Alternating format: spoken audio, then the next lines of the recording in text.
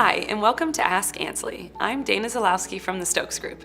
Each week, we'll be answering our clients' frequently asked questions about buying, selling, and all things real estate. This week, we'll be answering the question, should a buyer consider new construction? New construction properties are a viable option for many buyers. They can be found in the condo and single-family home markets, both inside and outside of DC.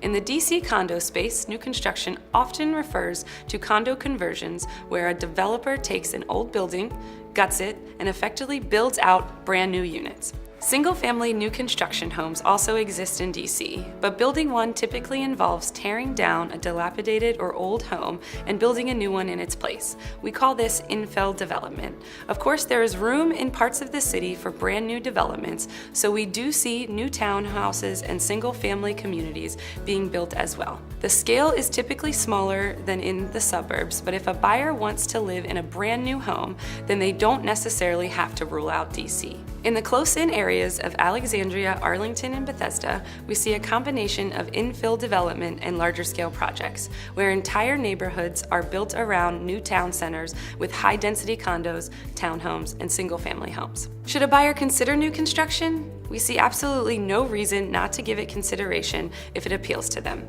Here are a few things to keep in mind before visiting model homes. Many new construction projects start their sales process when there is just a pile of dirt where their new home is supposed to be. It's important to understand the projected move-in dates and to be realistic about how often those are delayed. The contract used on new construction projects is typically written by the developer and to protect the developer's interest. This is contrary to the resale contract that balances the needs of both parties. Additionally, most developer contracts give the developer 2 full years to complete a project to account for every possible delay they might encounter.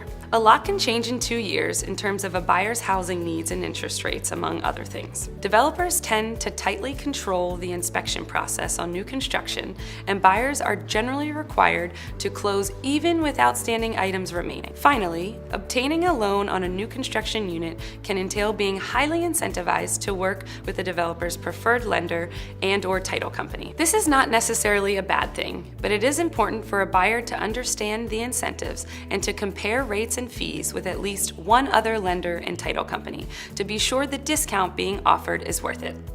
As a buyer, seller, or homeowner, you probably have a few more questions, and we'd love to answer them.